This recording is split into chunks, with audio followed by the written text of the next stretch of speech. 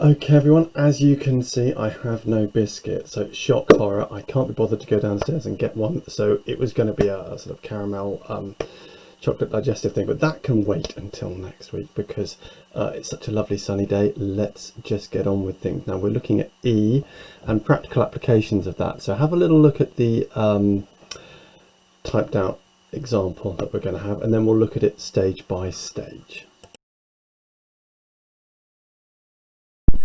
Right, here's the first stage of the question. So we've got the density of pesticide given in a field, P, milligrams per square meter, which can be modelled by this equation. Now, as soon as you see a negative power of E, that means it's going to exponentially be getting smaller over time in the way that, so you're looking at decrease, not increase. Where T is the time in days since pesticide was first applied. So you apply the pesticide, it's got a certain concentration to it. Over time, because of rain and stuff, that pesticide's going to become diluted, isn't it? So there'll be less and less there. And we're looking at using this so that we can estimate how much pesticide there will be around in this section of a field after 15 days. So all we're going to do, I mean, by all means, pause, have a little go with the calculator, see if you can do it before I get to it.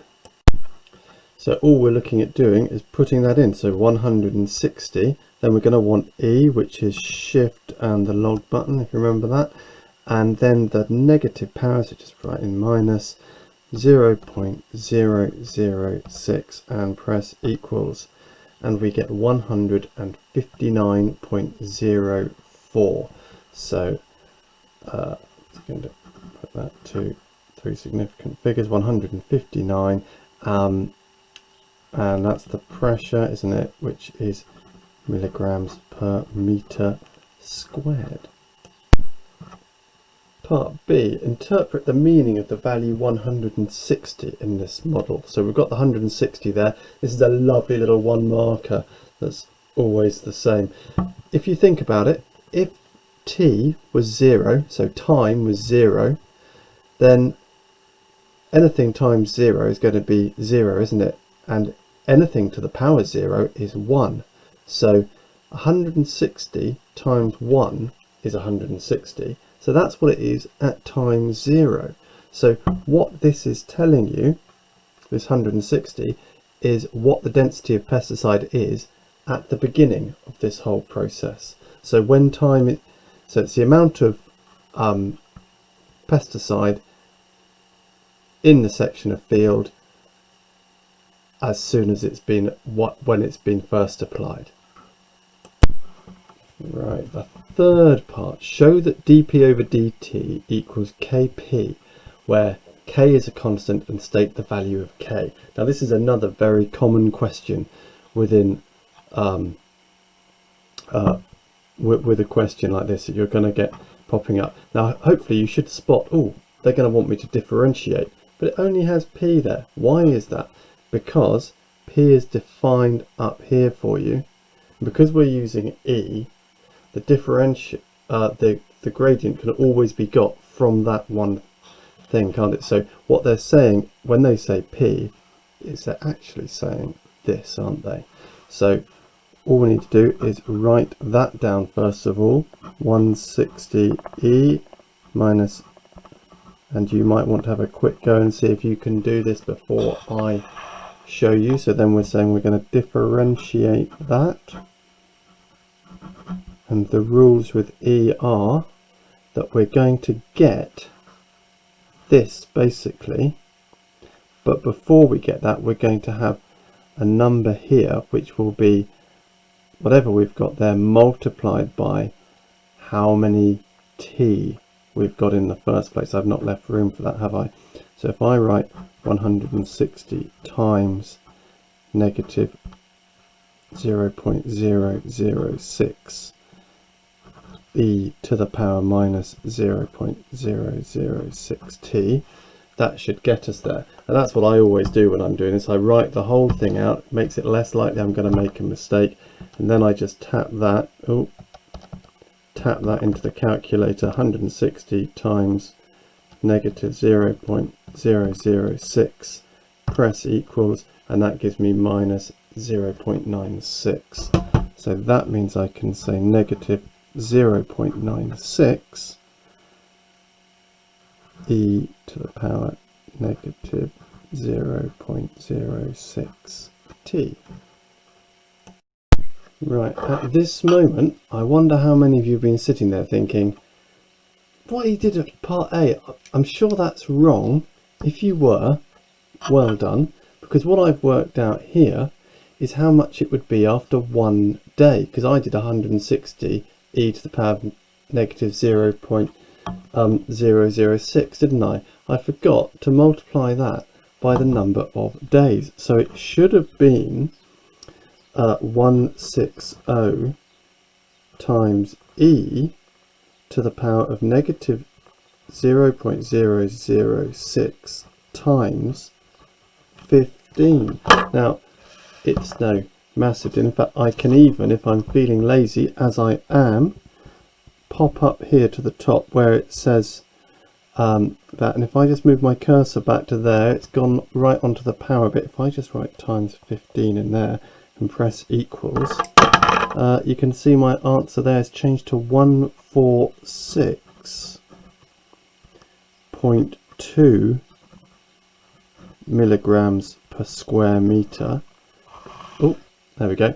And that is the right answer, my friend. So sorry about that, but always keep checking through your work as you go. Have a little look back, as I just did that at the question. I think, I'm sure there should be something a bit more interesting about that. And so there was. Part D, interpret the significance of the sign of your answer to part C. What was the answer to part C?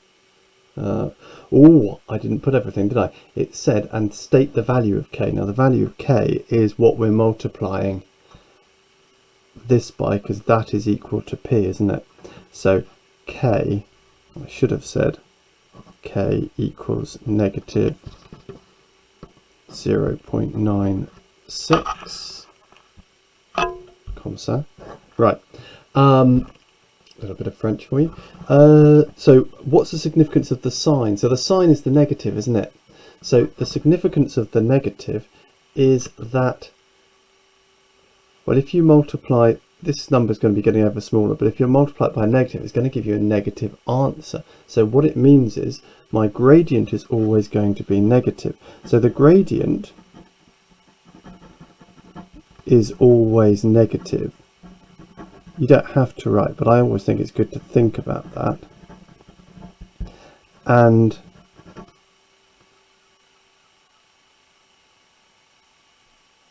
the, what are we looking at? Pesticide. The density of pesticide, what's it going to be doing? It's going to be decreasing ever more and more and more, isn't it? So decreasing exponentially is decreases exponentially over time.